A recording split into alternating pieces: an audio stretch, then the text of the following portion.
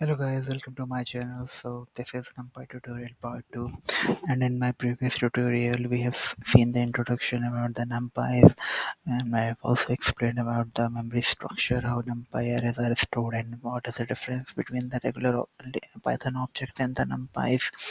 Uh, let's try to revise some basics and try to create a normal NumPy array. So as you have seen, we have to import it.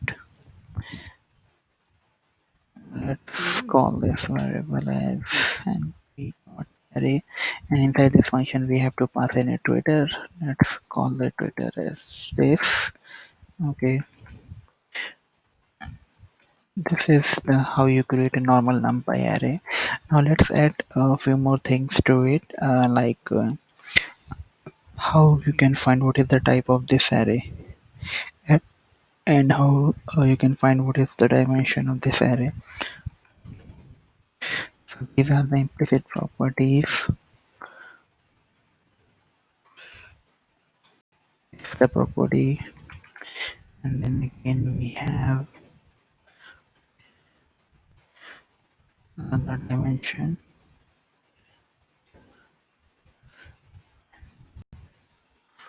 Let's run this. Here you can see it is telling that this is a NumPy array, and the values stored inside the NumPy array are of type integer 64. So this is slightly different than the regular Python objects. If you hit type method for something, it will give you a class, not the direct, not the implicit data type. Let's see that as well. Yeah, here you can see, here it is printing class and here it is printing the implicit object. This is why the NumPy arrays are faster. If you don't know the memory structure, please go back to and see my tutorial number 1. Okay.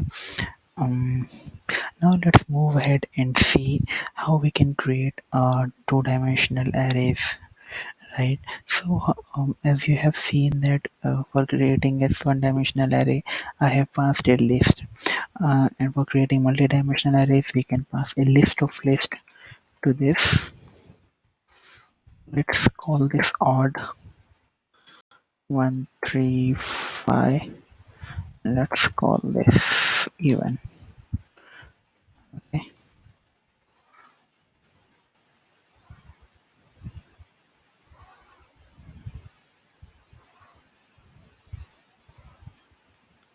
here you go, and run this. Let's take it down.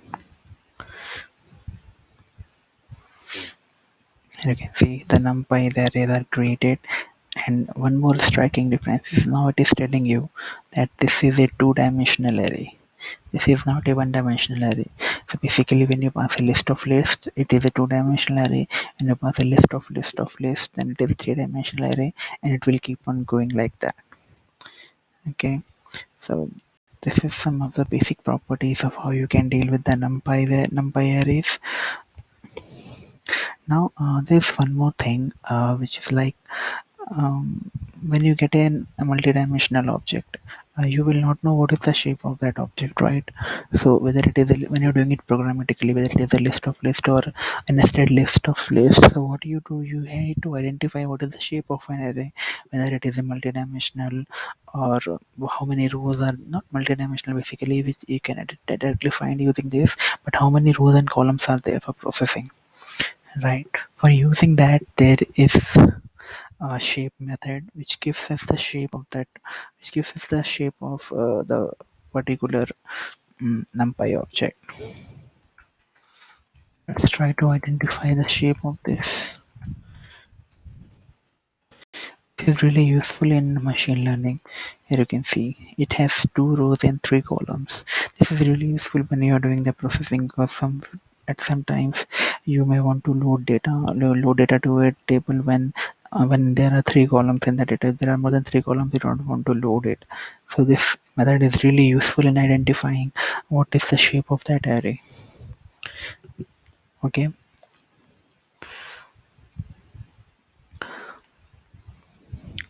we can You can also shape can be also be used since it's a property, right?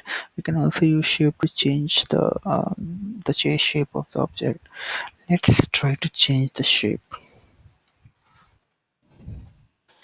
Let's try to change this 2 comma 3. Let's try to convert it to 3 comma 2. Okay, and then again print the NumPy array. So it's like you're transposing a matrix.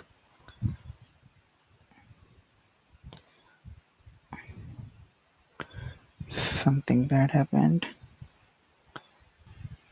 Yeah, sorry. So I forgot to place an equalometer here, and you can see clearly here that that object has been converted to a 2 comma a 3 and a 3 2 columns and 3 rows object. So that is how you can directly convert it to the object. This is again really useful when you are doing some processing where you need to transpose the matrix.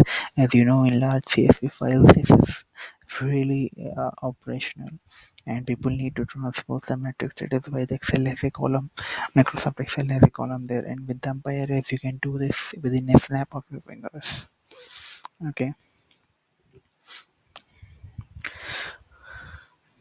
now let's see how we can copy the array. So copying arrays is really simple.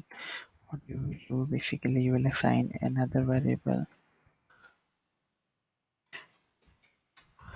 It will do this. It will be a copy of.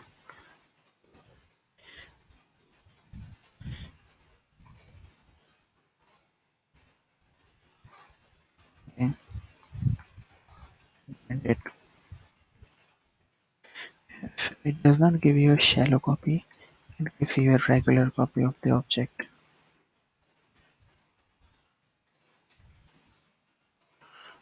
And this, you can see a copy of object is created. Okay. Now let's talk about some identity arrays. So if we have worked with the linear algebra, so whatever I'm telling here is mostly used in machine learning, and you must know everything. Don't feel bored about it.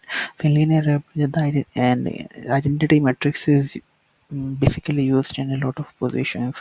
So what is an identity matrix? An identity matrix, or which is also known as a unit matrix, is the size of a square matrix. Basically, it is of n cross n size, and it contains one in the mean diagonal and zeros everywhere. Okay, you can create an identity matrix using a NumPy.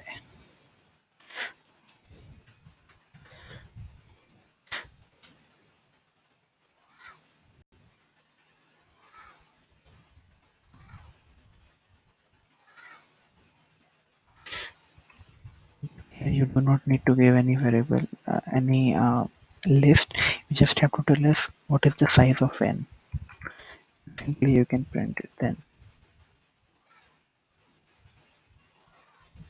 see, unit matrix has been printed. Okay, you can have any like you can have the size as 4, 5, or 6. So these are all mathematical computations that are used for doing machine learning. Yeah, this is all about the basics of arrays in NumPy. In the next tutorial, we'll talk about the D type. So what are D type? Basically, D type is the instance of a NumPy.D type class where you can store your. Basically, it's a class.